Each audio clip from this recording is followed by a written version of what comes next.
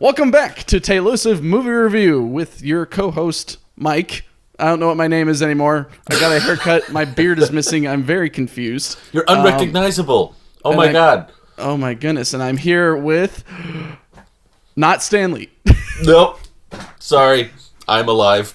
But we are here to talk about the next iteration. Just like Mike has been recasted with a Mike with less facial hair, we now have a new Spider-Man to talk about. I have not seen this movie since it came out. I don't know when was the last time you saw it, but it's been a long time for me. I think the last time I probably saw it was on cable, on TV at some point. Maybe when it had Comcast, maybe I caught it on one of the TV listings. My God. Jeez. What I thought, first thing I wrote down, or at least I thought about when I turned on this movie was, all right, let's do this one last time. That's right. Classic Peter B. Parker. All the Spider-Man lines in Into the Spider-Verse. Just because here we go again, killing Uncle Ben, having crises, and my goodness, I guess before I get into that, what would you rate this, Drew, out of 8? Oh, that's a tough one. I was thinking about that all morning because I think I want to rate it similarly to the Tobey Maguire ones, but for different reasons. It's like I still want to put it at like a 6 out of 8, maybe 5.5, 5, like that kind of like middle of the ground, because I didn't love it and I didn't hate it. There was a lot of it that I liked. I think the first half carried me a lot better. Because it certainly felt like we had dropped the... trying to pick my words carefully. We had dropped the campiness of the Maguire universe. And less cheesiness, but still, I think more so in the second half, you have a lot of far-fetched like suspension of disbelief, where the first half of the movie is taking itself very seriously compared to... the first Spider-Man with Maguire. It feels very comic booky. It feels like Saturday morning movie watch for all the kids, whereas this feels like it's going for more of a serious, more of a gritty vibe.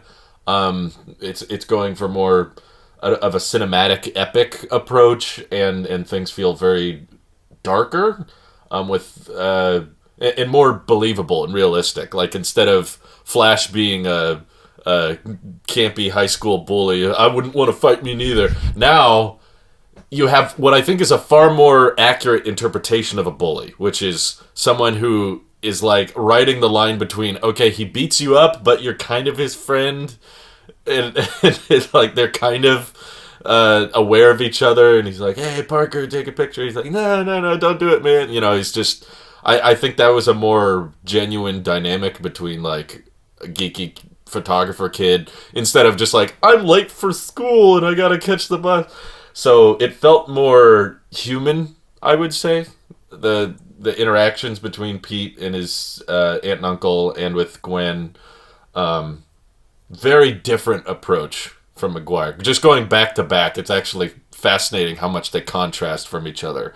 But at the end of the day, it's still a Spider-Man movie, so you still have to have a guy dress up in a Speedo and a tight suit, and, you know, fly around with his web shooters now, and finally, and they tried to give that a more realistic approach of like, okay, the spider bites him, and that gives him heightened senses and strength, but he still needs to incorporate his own tech that he develops in, you know, Raspberry Pi looking computers that he makes for his lock and that kind of thing.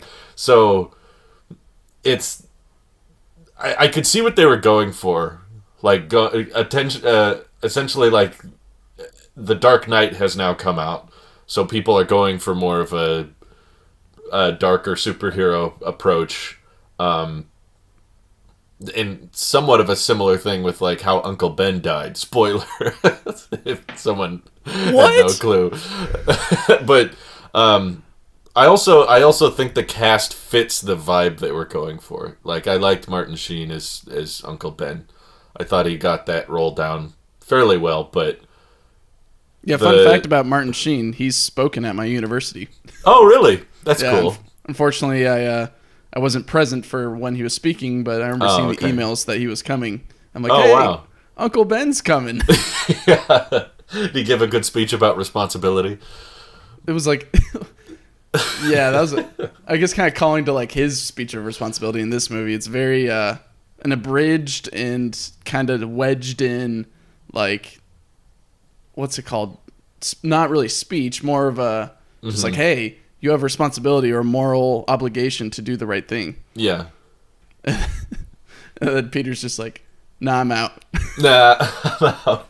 So I'm gonna sit at 5.5 out of 8. How about you? What would you rate this? Surprisingly, I enjoyed this film, and I'm gonna give it a 4. Oh. You enjoyed it, but you're giving it a low score. Interesting. Tell me why. I think it was a nice cup of fresh air in terms of not having campy mood Spider-Man whining to MJ about how he loves her but can't be with her. That's true. And I definitely agree. Garfield is a cooler approach to Peter Parker. But that's one of the critiques that I'd give it, is the fact that is Spider-Man supposed to be cool and edgy and I guess the coolest dude in school in a way. Yeah. Even though that everyone looks like they're in college, yet it's high school. There's a lot of coincidences that happen in this movie. I write down in my notes like, okay, he coincidentally gets to this position at this time or whatever. He coincidentally finds the lead or whatever.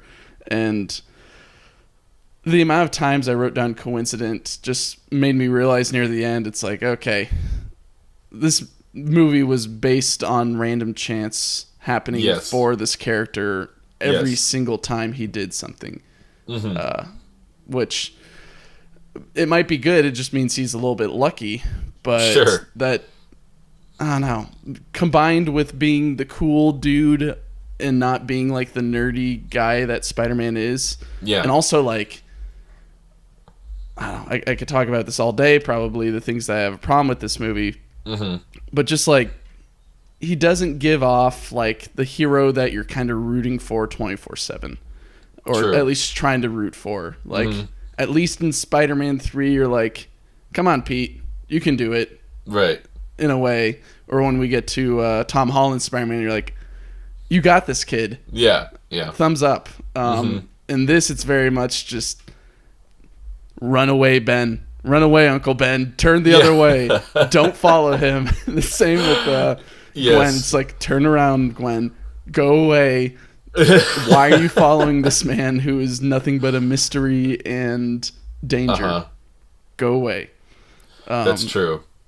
Yeah, I think that I was yelling at the screen when Uncle Ben is walking down the street. The guy drops the gun and he just runs at him and grabs it. I was like, why are you doing this? Just put your hands up, be like, hey man, no trouble here. Like, that guy wasn't looking to kill anyone. Be like, hey, I see you're having some trouble there, son. Let me tell you about a moral responsibility. Yeah. The dude wasn't even trying to rob him. He was literally just walking down the street. And the only reason he shot Uncle Ben is because Ben tried to take the gun away from him for no reason. I was like, okay, that was kind of... I get that Ben has to die in some way, shape, or form, but that was kind of clunky. Yeah, there's a lot of things that are shoehorned in at times, which I didn't like, to kind of go back to my justification for a 4 out of 10. And also, kind of capping it off, we haven't seen this movie in a very long time, which means we've had no drive to revisit it and watch this performance and or watch the story. It's been 9 years for me. Yeah. Is the villain good? I would say he's decent in a way. He's almost on par with Goblin. His story and writing and everything is basically beat for beat Norman Osborn. Yeah, they were even doing the voice back and forth thing again. Yeah, Doc Connors was crazy and had an inner dialogue. Someone telling him, hey, do it. Kill the Spider-Man. Yeah, and this is good for everybody, really. I'm actually saving the world. I guess that's a common Marvel villain trope of, you know, we gotta improve humanity but wipe it out in the process or something. There's a bridge scene or a bridge fight. That's true. We were making that joke. We were like, the innocent bus of children or your loved one. It's like, it almost looked like the same bridge as the movie before. It's like they got the cars on the webs and everything. I don't know. I feel like the villain was similar to the Maguire villains in that regard, but it almost didn't fit right for me because the movie, at least in the first half, was taking itself much more seriously. So, like, with William Dafoe in an evil laugh and this, like, I don't know, plastic suit with the mouth wide open, it kind of fits into the Maguire universe fairly well because it's kind of all campy and cheesy and it's all comic booky. But in this, they're going for cinematic and gritty and real, and everything feels like... I noticed in this one, when Ben dies, he doesn't say anything. He's out. And there's blood everywhere. And the last one, he's like, "Yo, Pete, I'm sorry." And, they had a bit more of a gritty death scene in this, but you have that same kind of villain approach, and to me, it kind of sticks out. Like, I don't know, the face of the lizard always looked bizarre to me. Like, it has this weird smile / reptile look to it, and I don't know. It looked kind of bizarre. It's a bit too human. It's a little bit too Uncanny Valley in ways where you're like, is that a human? Yeah. It is a human, but it's a giant lizard, in which I believe in the comics, like, the lizard is like either, I forget, I think he's the size of like King Croc Shark. King Shark or Killer Croc. He's big. He's a really big villain. Uh-huh. And in this, like, he's huge. Like, for some reason, he comes out of a toilet at one point, and then right. And then I just imagine if someone was on that toilet when he showed up, they just fall into oh no. It was like, good thing no one was in that bathroom at the time. Again, coincidentally. Coincidence. Yeah, it's... I don't know. I enjoy... Even though he's very much like... what's it called? Norman Osborn in a lot of ways, in which he works for Norman Osborn. Mm-hmm. Coincidentally. It's very much the same character, but at least it's a little bit refreshed and different to where we got...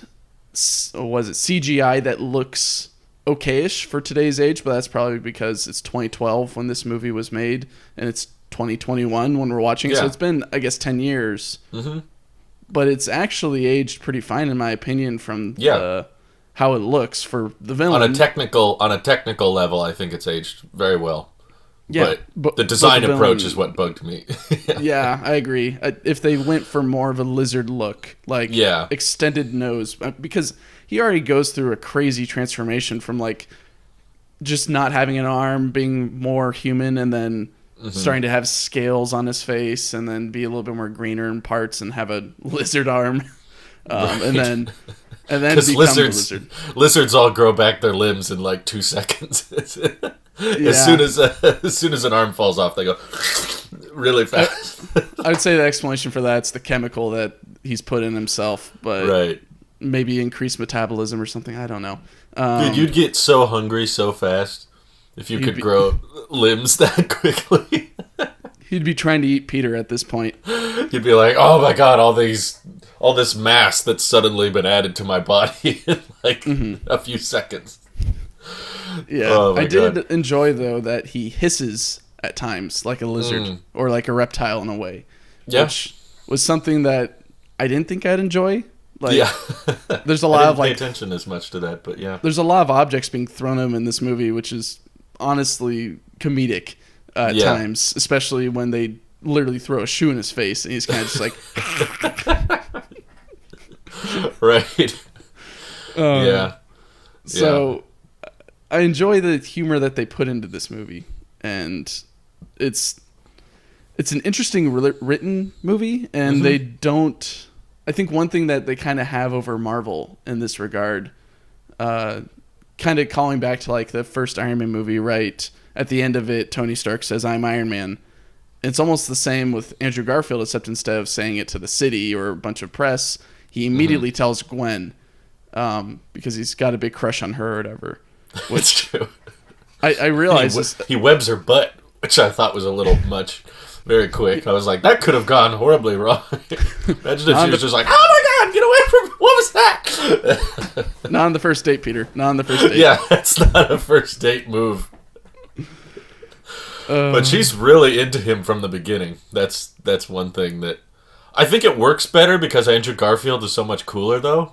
Like, I wouldn't have bought that if MJ was just super into Peter as Tobey Maguire because he's kind of a nerd and he's not very cool. But she's just, like, instantly wanting to hang out with Peter in this one. And she's just, yeah, let's hang out. And then, how do you feel about their dialogue scenes? Because I think they were going for, like, a cutesy / flirtatious approach, which I don't think is worse than MJ and Peter in the Maguire universe.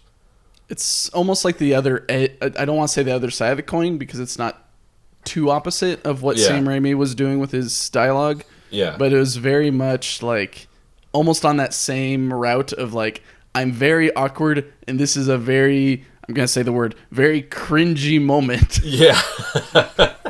Just like... Right. Was it when they're on the balcony at Gwen's place? I believe he's just like, I've been bitten. And then it's just like, why would you start off with that? Like, start off with like... And she says, so have I. Yeah, so... Oh, dear Lord, why? Yeah. I feel like it was... I would agree it was cringe, but it felt more intentional. It feels like Raimi was going for artsy... It felt like high school romance. It was like a kid... It was almost like a theater. Yeah, a kid wrote a play... And this is how they have a love connection. It's like, you made me cry in the first grade. And this one, this feels like an actual conversation I would see between two high schoolers, like today.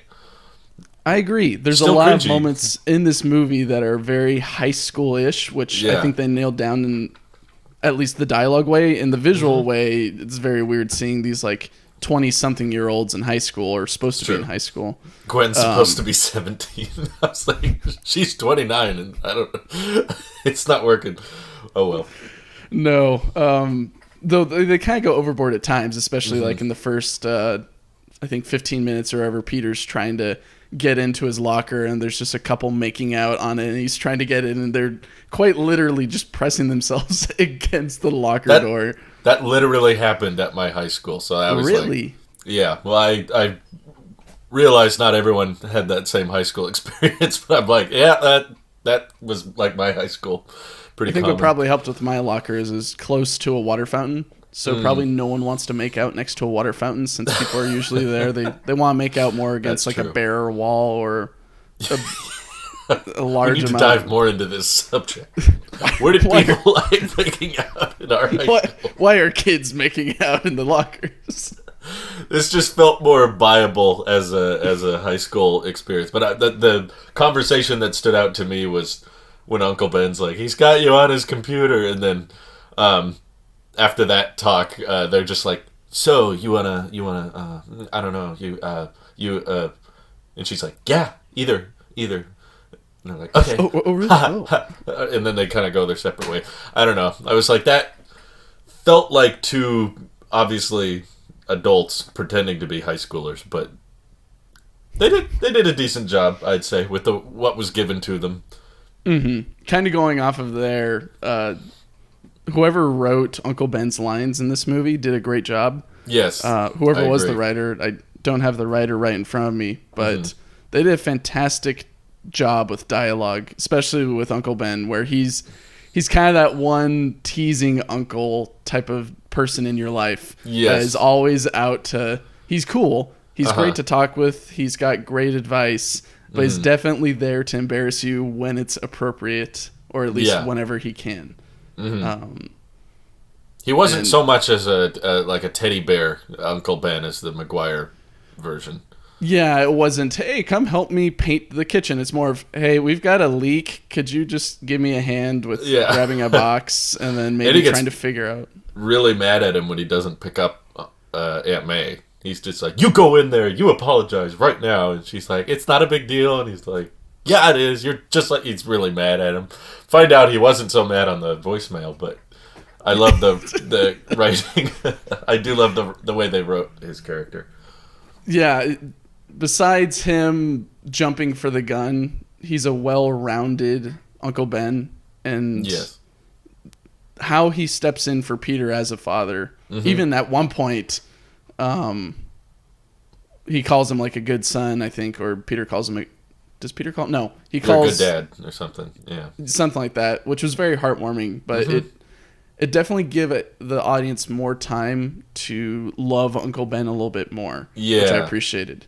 And isn't this our last Uncle Ben? As of right now, yes. And this is the latest Uncle Ben portrayal. 2021 before No Way Home. I don't know why I was going to say No Man Home. No Way Home. Before No Way Home, there hasn't been an Uncle Ben since Martin Sheen. That's a good question. Will there be an Uncle Ben in No Way Home? That is a good question. Maybe not. Will we go to an alternate reality where Uncle Ben is present, and will we see what he looks like with Marissa Tomei? Or if they're tying into Maguire and Garfield as they are Spider-Man, then Uncle Ben would be gone in both realities, right? Indeed, but he's different every single time. That's true. It could be something totally different. Yeah, he could be anything. He could look like Martin Sheen, but then he'd look really old, and Marissa Tomei will look like a cougar at that point. Marissa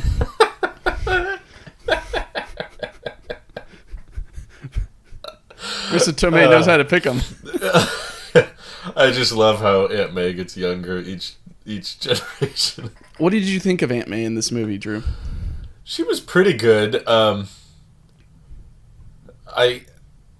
knew I'd seen her in something else. I was trying to pin it down, but Sally Field or Sally Field? Yeah. Sally Field. Yeah, I knew I'd seen her in something, but I think they got the vibe right. I know I keep saying that, but like they were going for a more realism approach to Spider-Man, which I think is where some of my issues come into play, but it's definitely not with the cast. It's like when you try to do realism and then you have Giant Lizard Man fights Tights Man, it somewhat falls apart for me. But the character of Aunt May, needing help around the house and being really, kind of torn about Uncle Ben's death, and I don't know, like I didn't have anything inherently wrong with the last Aunt May in the Maguire universe, but she was falling into that just like old grandma character, basically, of just like, we swam out to the island. Yeah. Right. Whereas this Aunt May just feels like a frantic, working middle-aged mom, which probably fits this universe pretty well. So, yeah, I thought she did a good job. You know where you probably remember her from, which for some reason didn't click with me. Mm-hmm. She was Forrest Gump's mom. Really? Okay. That's who it was. Yeah, okay. That is ringing a bell now. Yeah, that or I just forgot. She was in something else, of course. I'm just losing it. But I did love the scene. I mean, it seems like she's been put on the back burner for the whole movie. Yeah. Wasn't just as in it as much, it feels like. It didn't seem like it. I mean, this was definitely a movie more focused on Peter than a lot of the surrounding cast. Yes. But I did love the scene that I enjoyed was when she just goes off on Peter. Yeah. Where she's like, no, take off that hood and let me see what's wrong with you. Yeah. It's not just like, are you okay? Are you all right? It's like, you don't have the eggs. You can't give me the eggs. There's something that's wrong. You can't give me the eggs. Right. She really cares about them eggs. And which Peter comes back to be organic at the end of the movie. For some reason, Peter's thinking, all right, Captain Stacy just died basically in my arms, and the lizard almost killed me, and my web shooters are shot, and I probably took the elevator down Oscorp's building. I'm going to get some eggs for Aunt May. Yeah. Organic. They must be organic. We are struggling to pay rent, but we definitely need organic. Give me rent. Give me rent. I think that's what this movie was kind of doing a tad differently that felt weird to me. Is like they gave a ton of screen time to Gwen and Peter, but there wasn't that... I want to say like universe building as much. Like the city didn't feel alive. No, it felt very much like a tool in which Spider-Man uses to get from point A to point B. Right. It didn't feel like an open sandbox that we're in. Yeah, it didn't have a Harry Osborn. We don't get that until the next one. Yeah, and with Dave DeHaan. Totally forget his name. I forget that guy's name too. But there was also no J. Jonah Jameson, which is one of my... We get a Daily Bugle shout out, though, when he looks down at a newspaper and there's a lizard claw or lizard arm. Yeah. Depiction. Call us if you see this. Yeah. But it felt like that universe building was a bit more set up in the first Spider-Man because, I mean, they did, I think, spend a tad more time on his origin story. You know, he doesn't just go straight from hoodie to perfectly adequate Hollywood Spider-Man suit. There's like a little bit of build-up of like, okay, I gotta research this and cut out the sunglasses and have kind of a scrappy have kind of a scrappy suit, and then the suit gets a little bit better. So I liked that they spent more time on him kind of training and improving, but at the same time they still have to rush it at the end of the day because it's one movie and he's just like, I shot my web shooter across the room. This seems sturdy. Now let's go straight to the top of the tallest building and I'll just jump straight off. Like, no build up there. Starting on that, right, he somehow steals tech from Oscorp, being this tensile spider web stuff that he can string everywhere. Which, again, we didn't really talk about in the previous one. Does it just organically go away? Like, is it decomposable? Like, or are there just webs everywhere that people have to deal with in their life? Yeah, I kept thinking about that. Like, oh, Spider-Man's been here, or something like that. Right, they just leftover web everywhere. If I was Oscorp, I would not care whether it was decomposable or not. And for some reason, they're producing so much of it. I guess it's because Kirk Connors has some theory about whatever Peter's dad did in regards to spiders, and then is trying to follow that up, and then they mass produce spiderweb, which then Peter could just keep on stealing.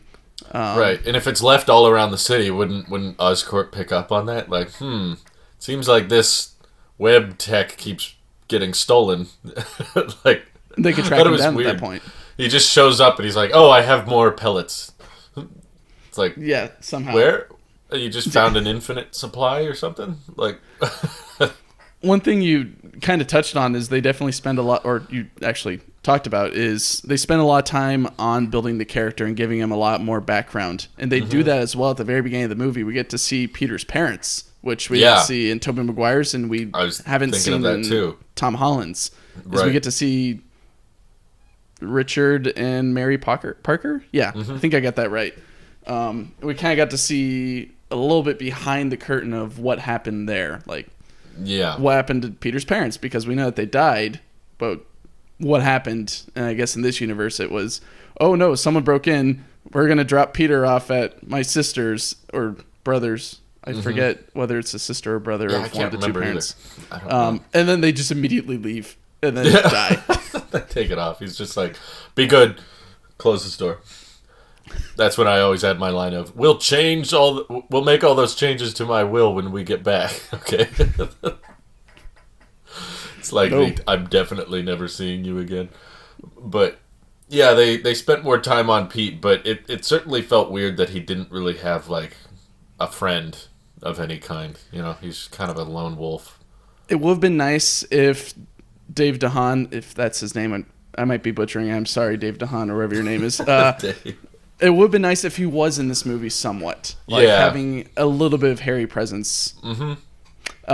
So that way we at least are sold on the fact that, yeah, Spider-Man's a loser, but at least it's not like he's a social outcast yet also cool. Yes. Because I don't think you can be both outcasted and cool. Like, when you're outcasted, either you're really chill and don't care, you're like kind of that weird person, or you're that quiet person where you're just a little bit strange and people are always like, what's going on in that guy's head? Yeah.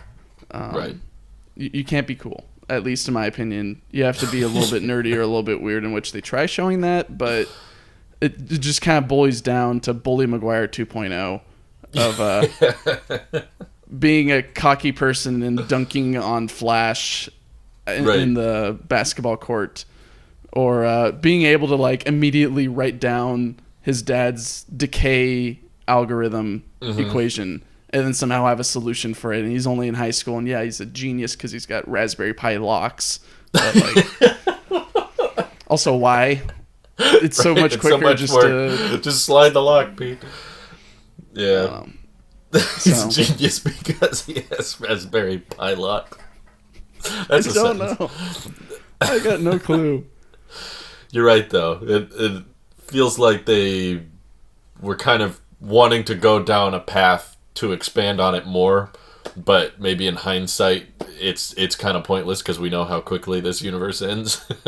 It's like we have this one and one more movie, and then maybe a few scenes in No Way Home. But I'll be very curious to see how they try to maybe bring some more closure to these older Spider-Man films and how they mesh into the Marvel universe, because Garfield's a very different approach from Maguire. So, man, if they kill off Garfield in No Way Home, I don't even know how I'm gonna feel. Yeah. I guess you could do that, huh? If they kill off Toby, everyone's gonna cry. Yeah. But if they kill off Garfield, I don't want to say he's a bad Spider-Man, but definitely like he's the lesser of the three in my opinion. In my ranking, if I were to rank them in terms of like my favorite Spider-Man, it would be Tom Holland's, Tobey's, and then Andrew Garfield's.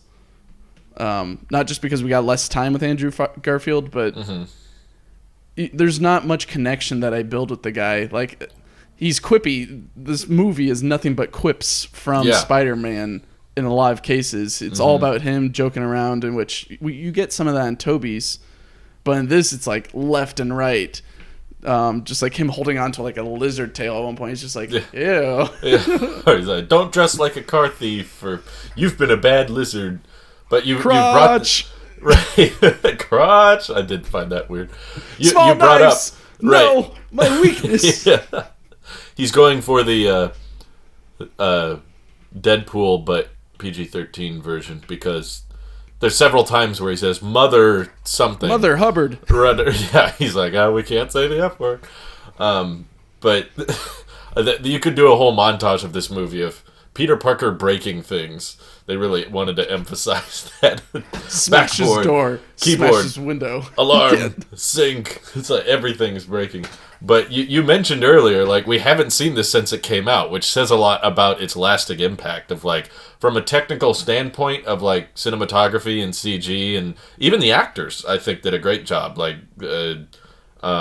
Captain Stacy sold his performance, I'd say. Whoever plays, like, even though, like, it's kind of it's a medium role, right? Like, he's on the main cast, but also he's on the sideline a lot until the very end where he makes his sacrifice. Which that sacrifice made him more of a three-dimensional character instead of just like, I hate Spider-Man no matter what. He was just like, okay, he's doing the right thing. So he like comes around on him, which I liked. But all the cast in the script is fairly competent, but it wasn't memorable.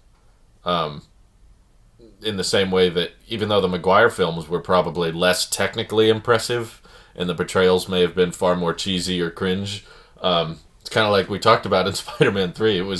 It left an impact because we're still memeing about it now. Like, it turned into that so bad it's good type thing. And I had seen Spider-Man 1, 2, and 3 far more times than I'd seen this over the past decade. There'd just been times where people were like, yeah, let's watch Maguire because Maguire's funny, and we like Doc Ock, and we like William Dafoe as the Goblin, but there's less of that cult following. There's less of that interest with Dr. Connors as a lizard. You know, it's like, maybe it hasn't aged long enough. Maybe it'll all come back in a few years, but it definitely wasn't as memorable. considering I had no desire at any time to go back and watch The Amazing Spider-Man, but I have several times wanted to go back and watch Maguire.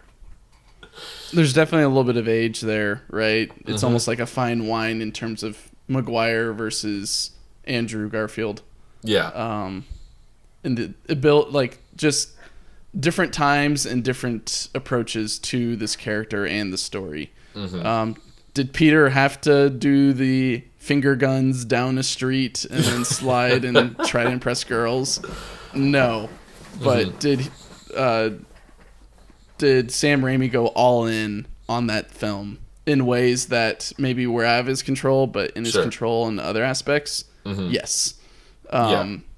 Marc Webb, who directed this one, seems like he nailed a lot of...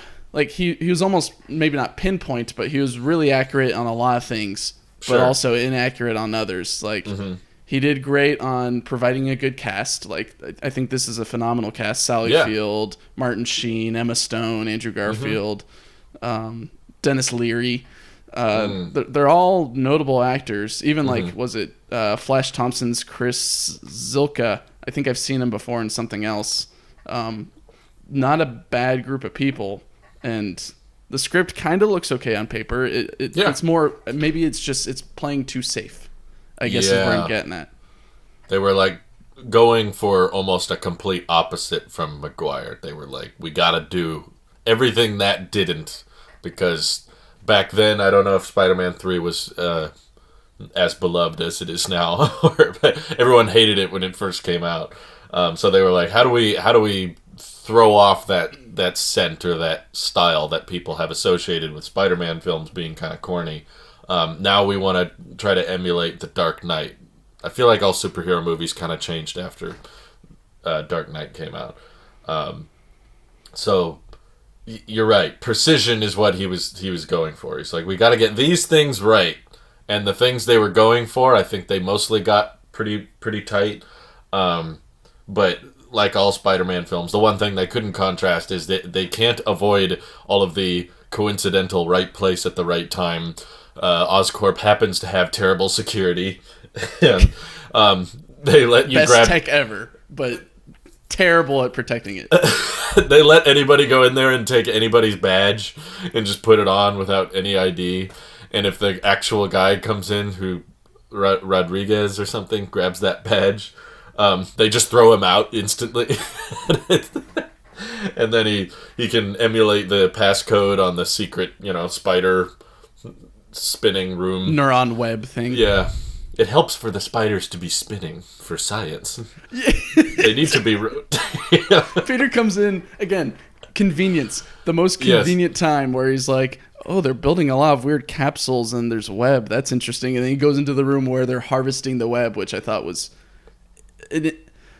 a weird take, right? Like they're harvesting webs from these spiders and they have like hundreds of them. And then it just so happens Peter comes in when they're harvesting the webs, which means all the spiders fall on him and one of them bites him. But that, in this universe, does that mean there potentially could be more Spider-Men? Like, you could potentially get a Miles Morales or something like that, because at least somewhat in Tobey Maguire's, it was almost like a rogue spider. Like, this one is special compared to maybe some of the others, if I recall correctly. Yeah. It's been a couple of weeks since we reviewed Spider-Man 1. But it has that same issue. The spider just goes away. Well, he smacks it, and then he's got like a little web attached to the back of his neck, in which you think, oh no, there's web coming out of this guy too. And instead it's like, no, it's just from the bite.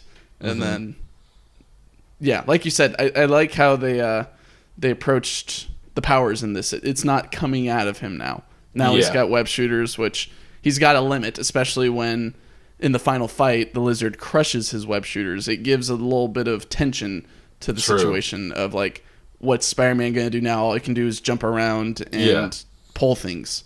That's a better limitation of power than it just magically disappearing one day, and then you hope it comes back later, which is what happened in Spider-Man 2. Right. Yeah.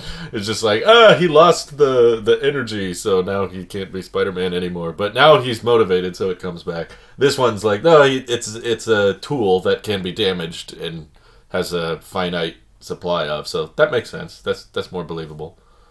Is there a certain scene in this movie that stands out to you, or that you like or dislike a bunch? I really liked. I don't know why, but I appreciated the scene where him and Gwen don't really say anything, but they arrange a date, where they just, are like, either or, yeah, whatever. Like, I thought that dynamic was viable, and most movies wouldn't. I think that's the one scene that was a tad bit risky in the whole movie. Everything else nowadays, they're like, they wouldn't do that. They got to make Zendaya and Tom Holland have this good chemistry and vibe, and they, riff off each other. But I'm like, but high schoolers don't talk like that. And I was like, that was the most real scene for me. Same with most of the scenes with Uncle Ben. But I guess something that really bugged me was the car thief scene, because he's a random guy, like, drives his car to a empty parking lot with no lights for some reason, and then gets out of it and locks it. And the car thief... So I believe how to quickly set it up, I believe a lady parks her car, closes it, and then leaves. And then this guy appears with some weird computer device that can open up the lock on the car. I think is what the setup is, in which you can go ahead at least, but from what I got from that scene it was a setup for Spider-Man. The police set up the situation where Spider-Man is hunting these blonde individuals, and they know he's going to go for one of these, and so they're like, okay, let's set up a carjacking situation. Say there's a carjacker somewhere in this area, which then this masked vigilante is going to be there, and we can capture him. Yeah. And our guy on the inside, who's pretending to be the criminal, can delay him long enough so that we can spring on him with a guy on a motorbike trying to shoot him. Well, how did he get in the car is my question. That's one thing. Again, it's like, did he break the window? Did he somehow slide in? Where did You'd have to be very quietly breaking that window. It just kind of bugs me when they kind of just ignore setups of any kind, especially if you're going for seriousness of, like, they don't just come out of his arms because that's stupid. He has tools. It's like, but then also he just, like, miraculously appears in a car that was allegedly locked. Even if it wasn't locked, then why does the computer matter? Like, I don't know. It's like just magically convenience of just like, oh, he found a way. It's like, it's a car. Either the door opened or the window went down, and I didn't see that happen at all. So it was just kind of like little plot conveniences like that, or I believe the only reason they did that is so that you get the funny scene of the criminal trying to leave. Right. And then Peter just being like, nope, you're stuck in here, web shooting and closing the door, and having the guy roll down the window and crawl out. That's true. I guess what kind of bugged me was the fact that they kind of abandoned Uncle Ben's murderer plot. Like, Peter's on this whole hell-bent, like, journey to try to find the guy who killed his uncle. Right. And then after that scene, he's like, I got bigger fish to fry, I guess. I guess I should just help people. But, like, the whole origin of Spider-Man is just motivated by trying to find Uncle Ben's killer. It wasn't really like, I should help people. It's like he stumbles into that, which I think was intentional. I think the script was aiming for it to be like he realizes revenge isn't what's important. But to me, maybe it was a deleted scene. It's very possible. I would not be shocked at all. But it probably would have been better for him to find the killer and then, like, not kill him. Like, let him go. You know, like have that moment where he could have had revenge, or it ties into Uncle Ben's death a tad more than just we forget about him. Because there's a whole montage of him just trying to find a guy with a star on his wrist. And the movie just is like, whatever. Who cares? He's out there somewhere. Quietly robbing convenience stores that won't sell you something if you're 2 cents short. Hey, you can give a penny, you can't take a penny. If you spend over $10, though, they've got rules. They've got standards. So I thought that could have been, that could have been tied up a tad better. I get that it's not important for him to actually find him and kill him or do anything about it, but it could have been addressed. I haven't seen Amazing Spider-Man 2 since it came out, so maybe they addressed it in that movie. I don't know, but they do not, unfortunately. Okay. But I guess a preface for that movie. That's the movie that I'm most looking forward to, I think, in all of these movies. Just okay. That and Far From Home, only because I love the villains in both of those movies. Electro and Mysterio are fantastically written in those movies. Yeah. Is Electro... I mean, we'll probably get into it in the next episode. Yeah. But I know a lot of people hate Electro. He's like a loser, but then also he's a cool villain. I don't know. I guess I like his dynamic... Or maybe not dynamic. Yeah, maybe dynamic. Dynamic plus like powers, I think, gets me. His motivations are weird, but whatever. Yes. They're kind of all weird. There's not really a well-motivated Spider-Man villain, except maybe Harry Osborn, but that's all based on miscommunication. I'd argue Mysterio is probably really well-motivated, right? He gets That's true. I haven't seen that one in a while. I need to rewatch it. Yeah, and we'll definitely review it in the coming weeks. But he definitely has a reason to, like, stiff Peter on some crazy tech. Yes. But...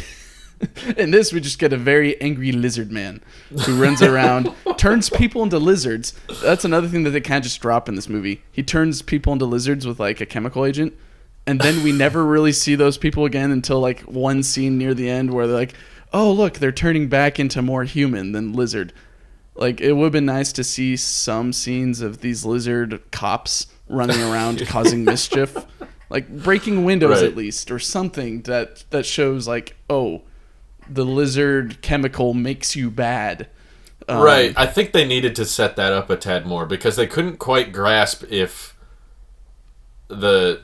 becoming a lizard, it extremely affects your rage and logical thinking, kind of like the chemicals in Goblin in the first Spider-Man, of like he loses all logic as soon as he becomes like he's just mad and angry at everything. But with this, he's conscious and aware, like he's a lizard. And one thing that really bugged me is Peter brought his camera that says property of Peter Parker on it. It's like, dude, are you serious? You would just carry that around as Spider-Man and you would like web it up and everything? Like, that kind of a dead giveaway, defeats the point. I would say, to be fair, if we're really diving into like the comics, he's a poor kid. He doesn't really have much. And if this is like maybe his dad's camera or some camera that he found at like a Goodwill or something like that, like, but just take the name off. That would be a good choice, but again, it plays off of convenience for the lizard figuring out who Peter Parker is, and he doesn't really have a realization of, oh, it's Peter. It's more just like, Peter Parker. Right. I remember that's the one thing I remembered from this movie before watching it, was a lizard saying words that start with P over and over again. Because he keeps going, Peter Parker, and then he's like, poor Peter Parker, please, please. There's a lot of alliteration over and over again. Porcupine Peter, poor Peter. Yeah, so Peter Porker. I didn't like most of the scenes with the lizard man. They just it looked weird. I don't know if they were aiming for Uncanny Valley or if that was unintentional, but it didn't come across as very scary. It just came across as, ew. No, I would say go full animal, like kind of like what they did in the newest Suicide Squad movie. Yeah. King Shark is more shark than human. Like, there's a Suicide Squad game coming out, and he's more human than shark, which I'm like, a little bit too Uncanny Valley and weird looking. The proportions are off and weird. But like with King Shark and the new Suicide Squad Squid Game. Surprise. This was all just a Squid Game review. Oh. Wow. But yeah, at least like go full in on what the villain is supposed to look like, because I think in the comics he does look like just a really big lizard with a lab coat. I believe it. So just do that. Like, we get that you want to not avoid the actor's looks in a way, but we've gotten to the point where voice actors are highly commended people love voice actors. Yeah. They're treated almost the same as actors in a lot of mediums, in video games and other things. So it's okay if we don't see... I can't even say his name correctly. I want to say Ray Fiennes, but it's not Ray Fiennes. It's RHYS space IFANS. Like Riz Ifans, I think. I'm sorry, sir, if you somehow found this podcast and are listening to it. I'm sure he will. That's something that bothered me as to why this film kind of fell apart. At the end is like he loses his lizard abilities. You know, the chemical washes over him, and then he instantly like saves Peter. Oh wait, I'm a good guy. Let me try saving Peter. That's okay. I actually like Peter now. I was like, So is he crazy as a lizard and illogic and more logical as a human, or because if that's the case, why does the human version of him talk to himself and he's in the sewers collecting all this data and he's like, we need to make everybody lizards because humans suck. I'm tired of putting chemicals in the air that turn the fucking humans lizards. Right. It's the motivation all came out of left field. It was like, oh, okay, I'll save Pete. I was like, weren't you just trying to kill him for the past like hour? Suddenly he's like, oh, that'd be a bad idea. I guess very mixed motives. Like he's both like caring for Peter in a way because it's his previous colleague's son that he at least or admired in some ways. Doc Connors in this, maybe both, because I didn't really like the Doc Connors in the last in the Sam Raimi trilogy. Yeah. In this, he's like some second-rate scientist in a way. Yeah. Like, they don't really show how much of a genius he is. He seems more like he's piggybacking.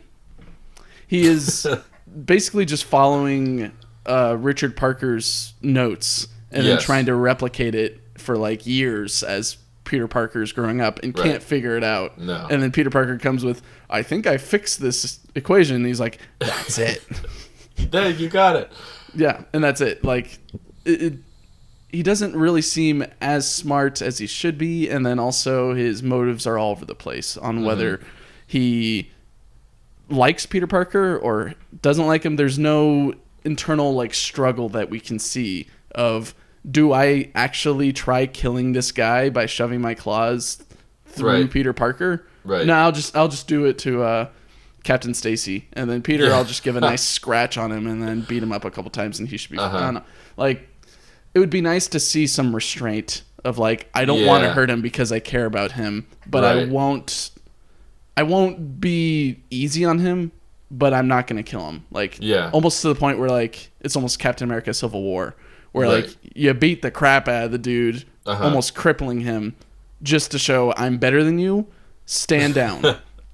Like that would have been a nicer approach than I hate him. It's almost like a Gollum. I hate him. I love him. I hate him. I love him. Yeah. Having that kind of back and forth would have helped a bit, but they didn't seem to. In the very end, in the credits scene, he's like, you should leave Peter alone. It's like, did you miss what you were doing this entire movie? Like, you weren't leaving him alone. You crawled out of a toilet to beat the crap out of him in a public place. So yeah, I don't understand what they were going for. At least it led to maybe one of my favorite Stan Lee cameos of him the library as the librarian, sorting some books and tables and chairs, almost smashing into him. Yeah, that was great. That was good. Definitely almost brought a tear to my eye. I'm like, oh, we'll never get these scenes ever again. But it's good that they include him. But yeah, I agree. It doesn't make sense. Also, like, is it Norman that's visiting Doc Connors in jail? Because I would say immediately after then, Norman Osborn then gets really gravely ill and can't even leave the bed. Yeah. It seems like in this, like, we get a lot of Norman Osborn, like, hey, he's dying. We need to get this spider stuff done soon so that he can be cured. And then we maybe catch him at the end in the jail cell, just hanging out in the jail cell, because apparently he can pay off the guards or whatever. He's almost like Wilson Fisk in a way. And can vanish in a lightning strike. Yeah. He's just gone all of a sudden. Where'd he go? Yeah. I don't know.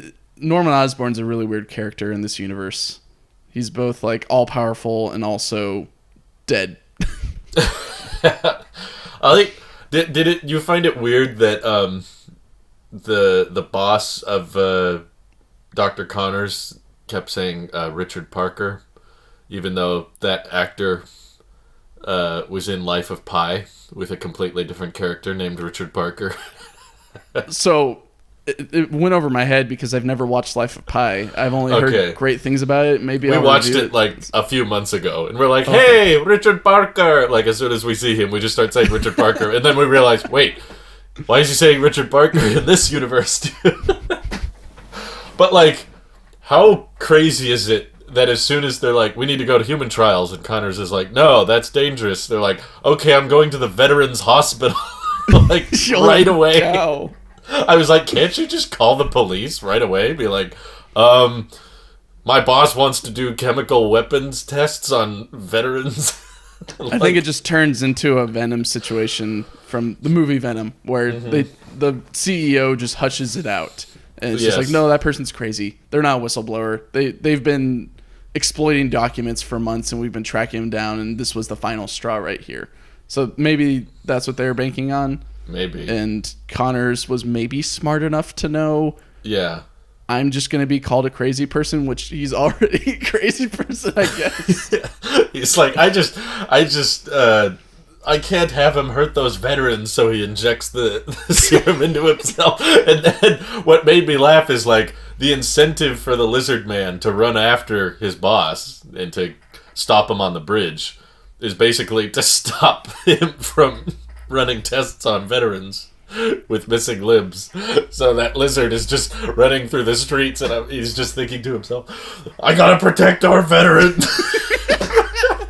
As he's pushing cars off the He's like throwing cars off the bridge. He's like, the whole reason he's mad at his boss is because he's gonna go do early human trials on innocent retired war veterans. So I was like, that's his motivation for like throwing families off the bridge. Yeah. What do you think? Really cares about veterans. It did set up a scene that maybe stands out for me that I enjoy that Marc Webb did with Spider-Man in this film. He's a little bit more human, or at least like maybe they showed that a little bit with Tobey, with him trying to save the kid in Spider-Man 3 or 2 when he doesn't have the suit. In this, it's like there's a kid stuck in a car that's hanging on a web, and now it's on fire. What are you gonna do? And like initially, it's like, okay, it's okay. Like the kid's freaking out, and Andrew Garfield's like, no, it's okay. Look, and you're like, whoa, he just unmasked himself. Right. And he's like, here, take the mask. Like it makes you strong, and it's a really cool, like, it's cool in a way because you're like, okay, he actually cares about kids, or at least like he's trying to calm the situation and figure out how to solve it. Yes. But then if you really think about it in reality, it obscures the kid's view because it's got sunglass shades on it. And then also, I made that joke while we were watching. I can't see. And then also, it's a mask over the kid's mouth, and there's smoke all around the kid. He can't breathe. So Spider-Man's like, it makes you stronger. Climb up. I can't see a thing out of this, and I can't breathe. No, it was a very symbolic scene, but I appreciated it for what it was, because I take that as that's the reason he stopped looking for Ben's killer, because he brings the kid up and he's like, hey, he's with his dad again. I want that moment, so I want to bring more people to know their, I want kids to be alive, so, that's what motivated him to stop looking for Ben. So that scene was good for the most part, but, very impractical. Not tell the kid to put a mask on. Probably because the eye holes aren't lined up or anything. They did also, something that caught me off guard is my buddy who's getting a master's in environmental science. He works on he does trials, basically chemical trials on certain animals, and specifically the one that's the most ethical and the most easy to run a trial on is a zebrafish. Oh, really? These fish that you're able, like, you can test certain things and it's ethically okay, and There's a lot of different things you can do with these zebrafish that makes them fantastic test subjects. And they name drop them in this movie. Yeah. Where I think it's the Kurt Connors scene where there's the group of interns. Yep. And he's like, how do you think we're going to solve this? Being able to like genetically mutate things or whatever. And one kid's just like, stem cells? Zebrafish or whatever? Or no, he says stem cells. Garfield says zebrafish, yeah. Yeah, I'm like, wow, okay, I know a very small sliver amount of this because my buddy's doing the research and all that. Yeah. That's cool that they kind of name drop it like, oh, zebrafish, like they have these certain genes. And I'm like, oh. Well, at least like they had some scientists that they were consulting with for this film. Right. Or at least they looked at some article about gene editing. So, not bad. There's something. Sure. There's something. But then immediately after, like, holograms. Holograms. Peter somehow getting into back doors when he shouldn't be. Right. Yeah. He just sneaks behind everything. That's cool. I didn't know that was a real thing. But it is. And it's really strange, but really neat. That scene I was distracted by because my wife and I were watching it together, and she pointed out, okay, this internship lets her wear these, like, thigh-high socks with this short skirt. She was like, what the heck is that? Every single scene, my wife is just like, why don't you wear pants? This is a public hazard in the workplace. Come on. Yeah, this is a workplace. You would never dress like that. Why are you wearing a skirt? Mostly good costume design. I will say I prefer this Spidey suit from the Maguire one. I think it looks cooler. I like the larger eyes. And I was watching it with Ross too, and he was pointing out that the individual lines on the suit almost look like Sharpied in, which give it kind of a at-home DIY look to it. So I dug the look of pretty much all the costumes but that one. It's more believable, I'd say, that Peter makes this suit. Even though that they never show that he was into like sewing or like he learns how to sew. At least with Tobey Maguire, he kind of learns how to sew at one point. You watch a little bit of that struggle, but then immediately goes from like very terrible, like almost like what's it called, the onesies that you could buy on Amazon, like very kind of cheap fabric that's very stretchy, immediately to like amazing. The words jumping from my mind, elastic or whatever. The things that Olympic skaters wear. And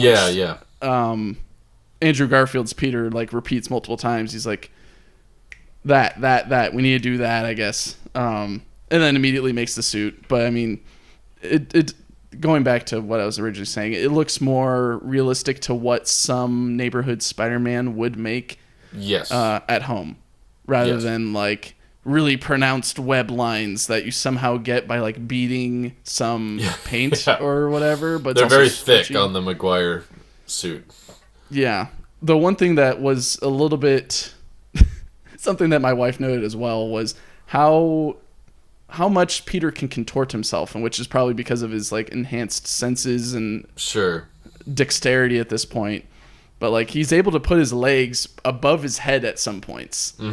Like crazy positions he puts himself in when he's swinging around. And you gotta be flexible. Calisthenics. Yeah. I like that they caught him for a second. That was cool. Where he's like webbing around and they actually tase him. I was like, well, the senses didn't get him on that one. And then they were like about to unmask him, and right when they do, he just... Well, no, they do unmask him, but his head's down so no one sees it. But we know he's a white guy. I made a note at that point. I'm like, Spider-Man would hate police cams or body cams at this point, because he would get exposed immediately, and it'll just be Spider-Man Far From Home all over again. Of Peter Parker is Spider-Man. Right, he's very careless with how often the mask just comes off. He's definitely taken off a lot more in this movie, which. It's kind of weird, right? Because I dinged a lot of the Tobey Maguire movies on like, okay, we didn't get Spider-Man until like 30 minutes in, and it was nothing but Peter. And this, it kind of makes sense, right? Because it's the first movie, and I think it took 30 or 40 minutes to. Yeah. But there's a lot of him. There is a lot of Andrew Garfield, but it didn't seem like we got too much in regards of like I'm tired of seeing this guy's face. It was more of just like, I'd like to see other people, but it ain't bad. It didn't seem like we got gypped on too less of Spider-Man at times. Right. Because it seemed like they, at least Marc Webb, kind of merged Peter Parker and Spider-Man a little bit more in this movie. Yes. It made him seem a little bit more like the same person, especially with unmasking himself all the time. You're like, okay, I guess I could believe Andrew Garfield's underneath there all the time. Versus with like Tobey Maguire, it's like, I guess that's Spider-Man, and then one scene later, it's like, oh, I'm in my nice work suit and I'm ready to take pictures for you, J. Jonah, and all that. Like the confidence and the way Maguire portrays himself is so different from how people would expect a superhero to behave, which is why no one would suspect him of being Spider-Man. But Andrew Garfield, you're right. There's the way he jokes and the way he talks as Spider-Man is pretty much exactly the same way Peter talks to regular people. So it's that precision thing Marc Webb got right. It's like, we got a few things we got to get really, really good. But everything else kind of fell on the back burner, which is why I really enjoyed the first half of the movie. The second half is when they were like, okay, we don't need to find Ben's killer. Oh, okay, Lizard Man is nice now. Okay, he can do anything he wants. So to me, like by the end of it, I was like, oh, all right. But at the beginning, I was like, wow, this is pretty good. This is kind of cool. I like this more gritty, realistic approach to Spider-Man. It's interesting. So I guess I'm a bigger fan. It's weird because when I was a kid, I was always looking forward to the action sequences and the fight scenes. And now as an adult, I feel myself looking forward to the character scenes and everything that's not action. I just, the dialogue between characters and how they grow. It flips, right? At least like when you're a kid, you're like, I just want to see Spider-Man do cool things. Right. And then as an adult, you're like, I want to see how they develop this character. Yeah. I want to be invested. Like, it's almost that, like, show me that my time is worth it by watching this movie instead of, like, watching a whole bunch of CGI shots which I can look on YouTube. We live in a society where we could watch cool things on the internet at any time, and you can watch, like, I think what just got announced recently is someone was making their own Spider-Man movie. I think it's like Spider-Man or Lotus or whatever. So you could watch your own Spider-Man, like at home Spider-Man made movie in which someone made with low grade tech-ish. I don't know. I haven't seen the trailer and I don't know the backstory of this Spider-Man Lotus thing, but the ability to make your own Spider-Man movie shows that you can nail the actions. If you can nail the action scenes, or at least like you can at least get decent looking CGI, people will come and watch. But it's the value of seeing character growth and character interaction, at least for us, a little bit more matured minds compared to children in regards to... I mean, hey, I love watching Spider-Man punch people in the face and they go flying. Or like the struggles that he faces when he's fighting. But I agree. I've seen myself, or maybe not regress, but transform into what's going to happen in this movie. What are we going to see with this character? And is my time worth it watching this, or was it all kind of just a waste? Sure. It's kind of like with No Way Home. I'm excited to see a dialogue scene and kind of a background explanation between Maguire, Garfield, and Tom Holland. Like, rewatching all these movies is getting me really, really excited for this new one because I want to see how those characters can interact. I don't really care much about seeing 3 different Spider-Man that are all wearing masks all get together and fighting Doc Ock or fighting William Dafoe. It's cool. Not Green Goblin. William Dafoe. Yeah, no, he's not. He doesn't have the suit anymore. He's just William Dafoe. I just got back from Aquaman 2. Why are you guys trying to kill me?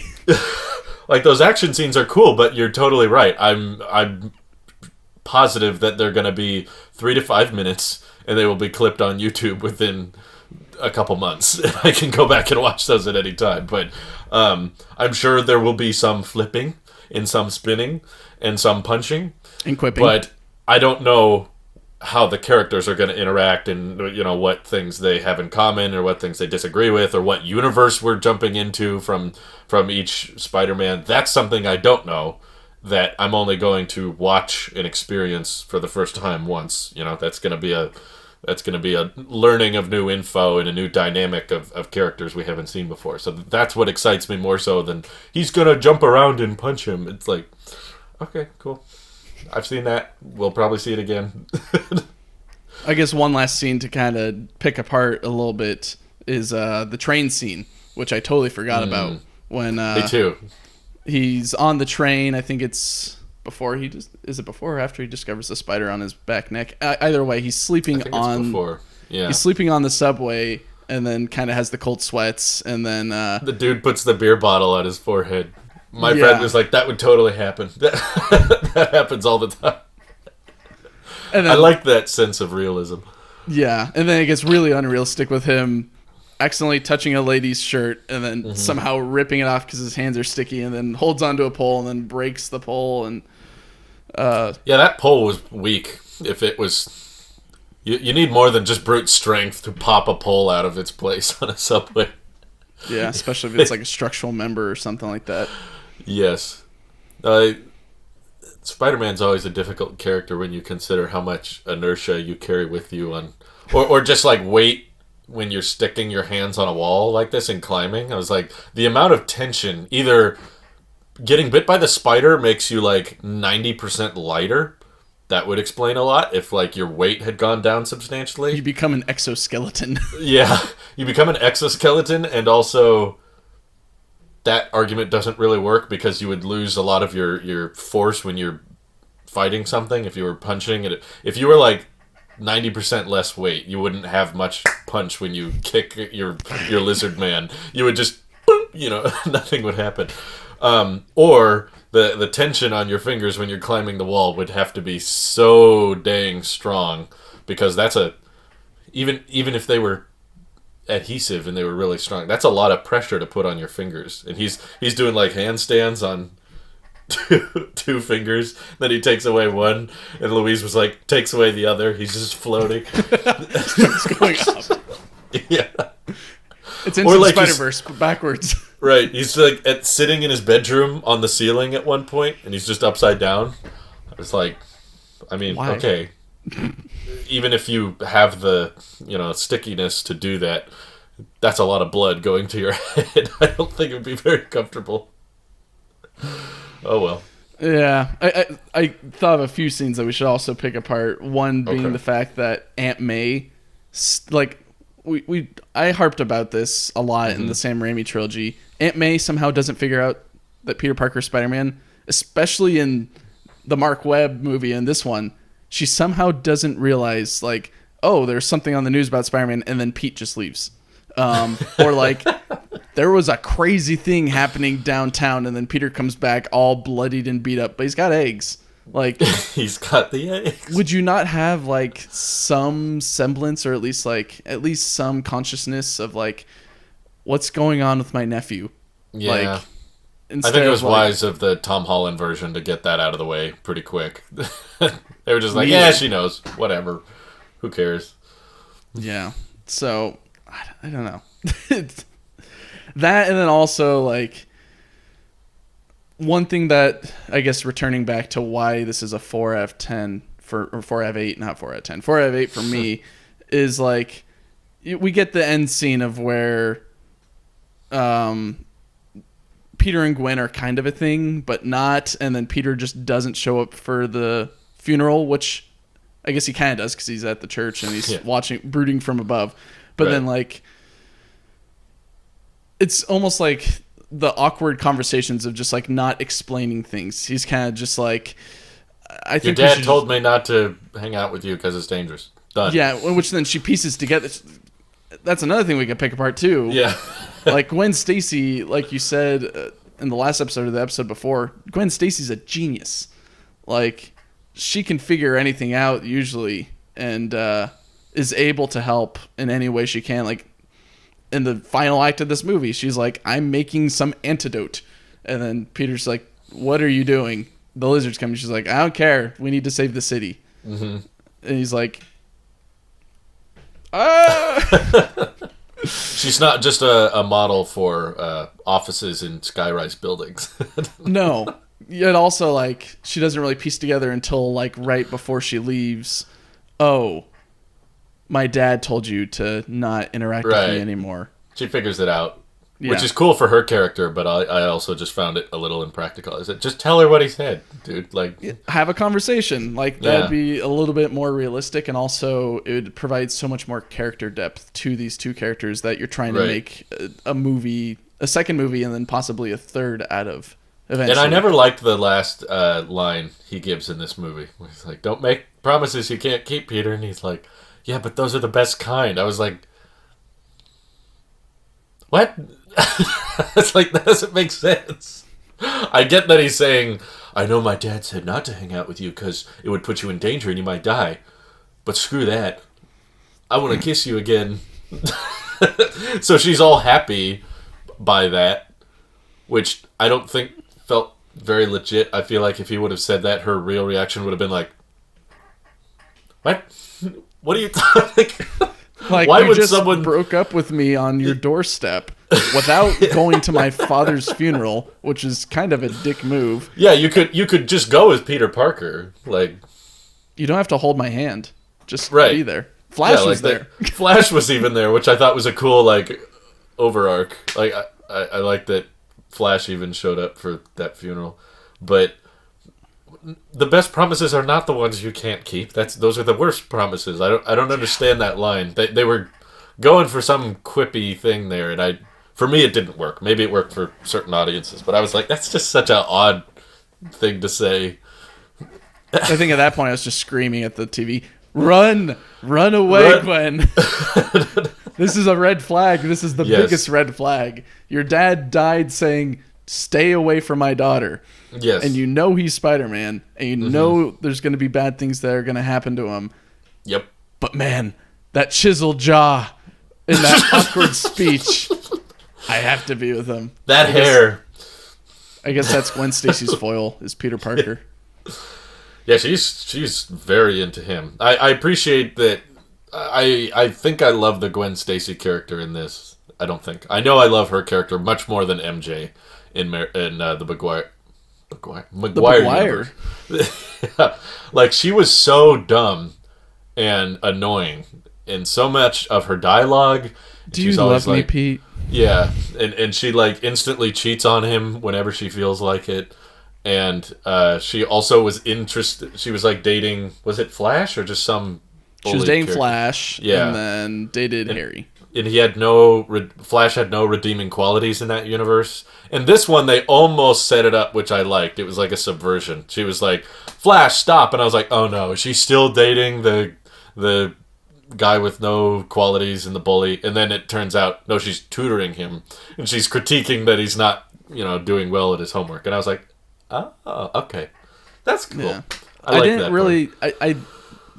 Flash is a very moot point for me, or like whatever the word is. Like, I like how they dive deep into like he's the school bully, and like even though he's very much kind of like a Harry mixed with Flash. Like, kinda. He's not trying to beat up Peter 24/7, but he's like, yes. "Hey, Peter, take a picture of this nerd that I'm dunking into the mashed potatoes, right? So I can have a picture for the school paper or something else." Or like him, I guess, pinning him at his locker or whatever. Yeah. Like, those are bully qualities, I guess. But then, like, immediately when Uncle Ben dies, Garfield immediately pins him. Like, the curtains like immediately just part, and it's like totally different character. Instead of being like, I would get like, I like that scene where Parker pins him against the lockers. It's like very much like, I don't care that you're the bully anymore, and I don't care about showing my powers. I'm not in the mood. And Flash is like, I'm sorry. He's like, I'm sorry. In which I appreciate that, but then like immediately after, it's like he's somehow buddy with him. I'm like, no. This is high school. Like, it's going to take at least a year for Flash to be a little bit more warmed up and be like, okay, you're my friend now, which would have been cool. Like, if we saw more Flash in like Spider-Man 2, but I guess they shoved so much into Amazing Spider-Man. I don't think there's any room for Flash. Yeah, but I don't think so. I don't know. It would have been nice to see a little bit more from this Flash, but it seemed a little bit unrealistic at times. Like, they accelerated his like transformation from bully to friend, and then just dropped him. There was no reason to have him there anymore once he became a friend. Right. Yeah, once you had the Harry Osborn, you already had your friend that's not a friend character filled in. Not a friend to friend, and then friend to not a friend. Friend of Peter, enemy of Spider-Man. Spider-Man! That's the whole review. That's the whole review for Spider-Man. Amazing Spider-Man 2. The whole review for Amazing Spider-Man 2 is just... Spider-Man! It's not fair! Yeah. I will say, at least for the first half, I was... it exceeded my expectations. I hadn't watched it in a long time, and I had heard a lot of complaints about it. And I remember a lot of people saying, like, oh, thank God those days are over. And, like, we're done with the Garfield Spider-Man. But rewatching it, I was like, I think they had something here. It wasn't flawless. I'm not going to say it was great, but I think they could have kept going with this, theoretically. I understand why they didn't, because they didn't have enough set up to include it in the MCU, but I don't know. I feel like Garfield Spider-Man would have contrasted well with Tom Hardy Venom. Yeah. I feel like those two could have done well together. And maybe that's a nice... I mean, I haven't seen the new Venom, because apparently there's a after credits scene that hints at Spider-Man in some way, in which I don't know how, and I'm curious to see what it looks like, and I'm hoping to see it like maybe on Sunday this weekend or something like that. Mm-hmm. But I agree. I think if the Sony really want to, and they forgave Andrew Garfield, which I don't think they will ever, because Andrew Garfield canceled The Amazing Spider-Man 3 on his own. Really? I don't know this. What happened? I think we mentioned this in the first or second Spider-Man review, but what happened with Tobey Maguire is they didn't like Spider-Man, or Sony didn't like Spider-Man 3, so they canned it, so they didn't get a Spider-Man 4. But they had... Well, I had read Sam Raimi wasn't happy with the way Spider-Man 4 was going. So it was like, the producers didn't like how 4 was going, and Raimi didn't like it, so they both just were like, let's give up. So I'd say, the higher-ups didn't like what was going on with it, while the actors, I think, were okay with maybe coming back. I don't know. We didn't really get too much from them. It sounded like it. From what I've heard, they didn't have any issue with continuing the characters. Yeah, but with this, it was... They finished Spider-Man 2. They were going to announce... I think it came out in theaters, and they were going to announce a couple of weeks later at some Sony press event that they're making Spider-Man 3, or The Amazing Spider-Man 3. Mm-hmm. And hours before, I think Andrew Garfield is supposed to be there, or at least digitally be there, and be like, hey, we're making it, like showing his support. Yeah. And instead he's like, no, I'm not doing another Spider-Man after Spider-Man 2, because that was terrible. That was all over the place. Wow. I didn't hear that. From what I've heard and what I've interpreted from the situation, was that he just wasn't happy. And he didn't want to continue what was happening because, I don't know. I'd agree. Bad for his image. Yeah, whenever we review it next week, I guess, they threw way too much into Spider-Man 2, almost an equal amount into what they threw into Spider-Man 3. Just like seems like that's the running issue with these movies. They throw in too much. The producers are like, you need to do this, you need to do this, and the director's like, I don't want to do that, and the producer says, I don't care, you got to do it anyway, and then they do it, and the producer's like, people didn't like that. It's like, I know. I didn't want to do it. It's like, just step back, just let the directors and the screenwriters just make their call. Don't be like, we need Paul Giamatti to be a Rhino. Come on. And I'm hungry like the wolf. If y'all know Paul Giamatti from, is it Agent Cody Banks, or no, it's Big Fat Liar. That's what it is. Oh, right. We saw that not long ago. Oh, that's a movie that like I forget about and then remember. I'm like, oh yeah, that was a movie that someone came up with, made, and produced, and people somewhat liked it. It wasn't terrible. I mean, it wasn't amazing. Maybe we'll review it at some point. It was a movie. It was a movie. I think it was made on Disney. If it was, then hopefully they add it to Disney Plus, or if it is on Disney Plus, I need to watch that thing again. I think it was. We watched it at some point recently. I think it was. Yeah, it's streaming somewhere. I don't know where, but that's funny. I did not know Garfield was so upset, which makes me even more impressed that they got him back for No Way Home. Allegedly, but I'm pretty sure everyone... It's probably one of the worst kept secrets at this point. Kind of like Area 51, which maybe isn't even a secret. It's more of just subversion. I don't know. Conspiracy stuff. But I think you're right there. This is a pretty worst kept secret of like, this is going to be the end game of all Spider-Mans, and there's going to be Doc Ock and Green Goblin. And it's like, okay. And then there's also like pictures of Tobey Maguire with like a poster of the movie in his hand or whatever, and a bunch of other things. Did you see the leaked video? Not leaked, but not leaked video of Garfield holding the pole.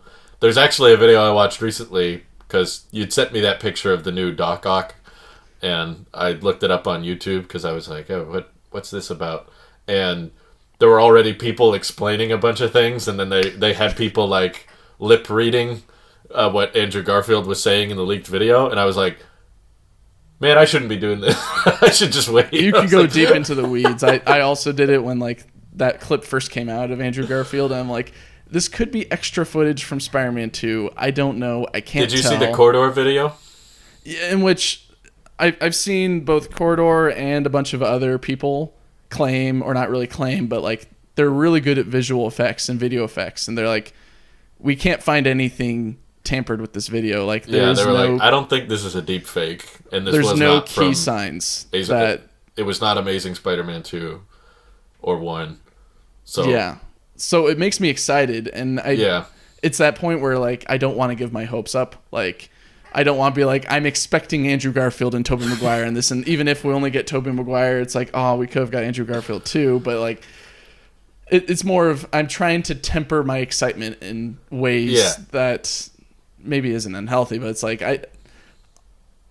I'm going to be all over the trailer whenever they release that second trailer. But at the same time, I think I explained this in my recent movie review of Lightyear, is I love trailers, but also I hate them. They spoil too much at times, especially with like Marvel. Like if you're subscribed to the Marvel YouTube, they put way too much content in there for it to be like, oh, look, it's literally the plot of the movie. It's the whole movie. Right?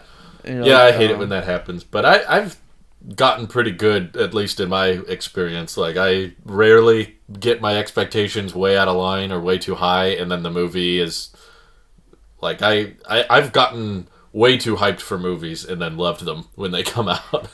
I've never run into a situation where I was, well, maybe too hyped, but usually when my expectations aren't met, it's because the movie was, like, really, really bad.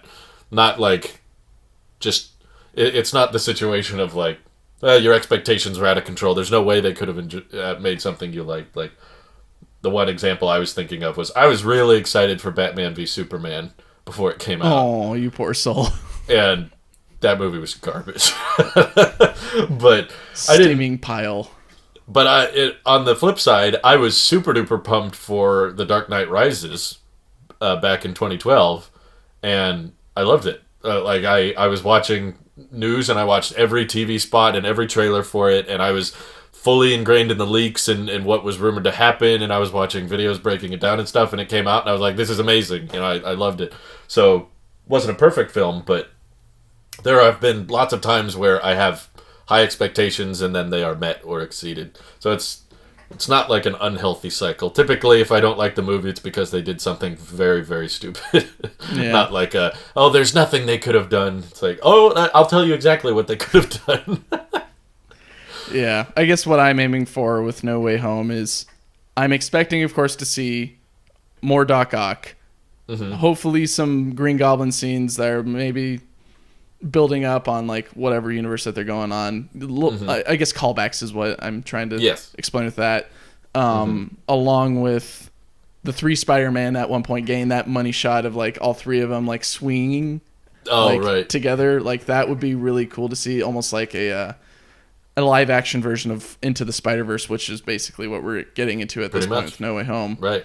Right. And then also seeing all the Peters interacting without their masks would be really cool. I think those are my only expectations, really. I understand, like, this isn't... It's in the MCU. There's limits that we can do at this point.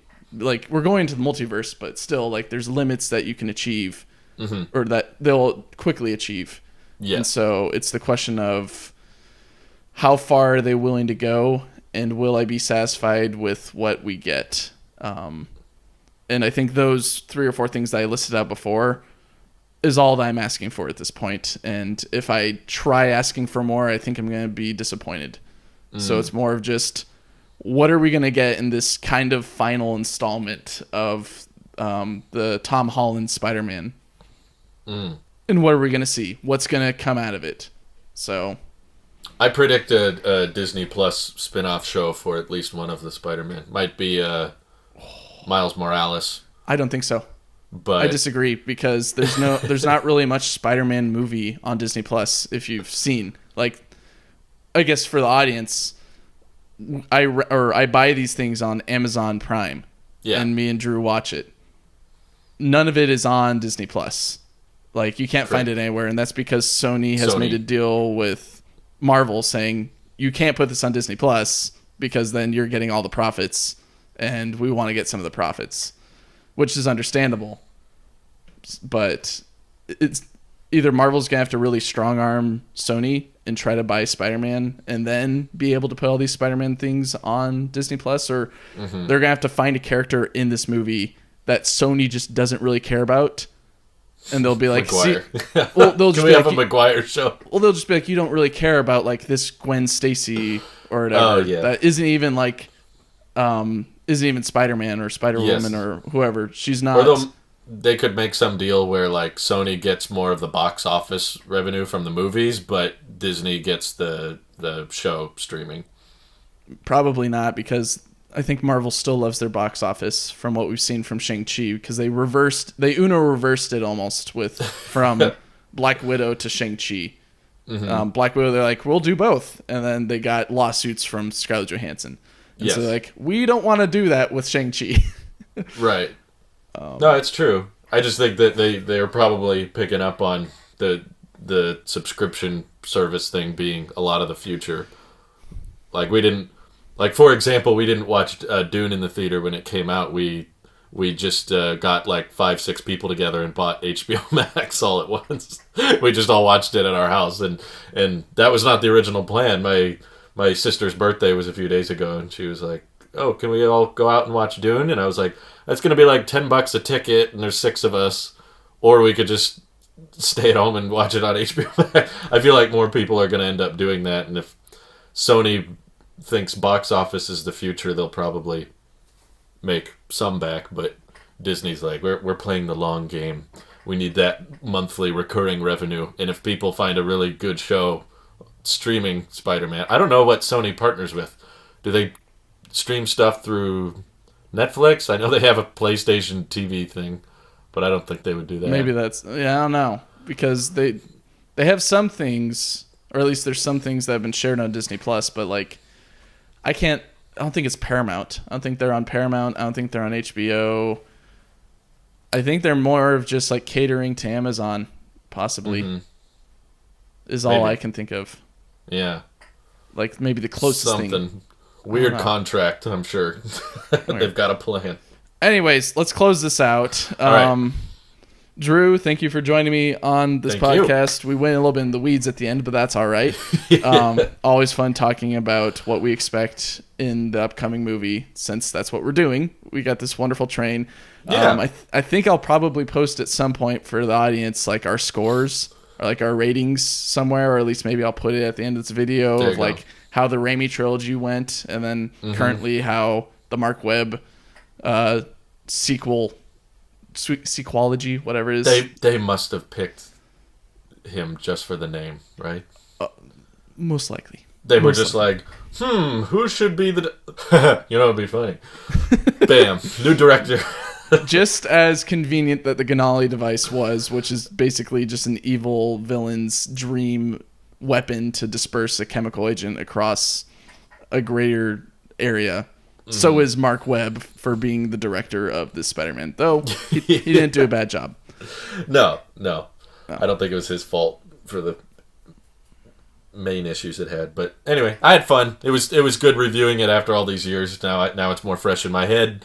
I'm more prepared for No Way Home. Awesome. Alrighty. Well, with that, thanks for watching and or listening. You can catch us on YouTube and or on Spotify or Apple Podcasts, and we'll catch you later. Bye, everyone.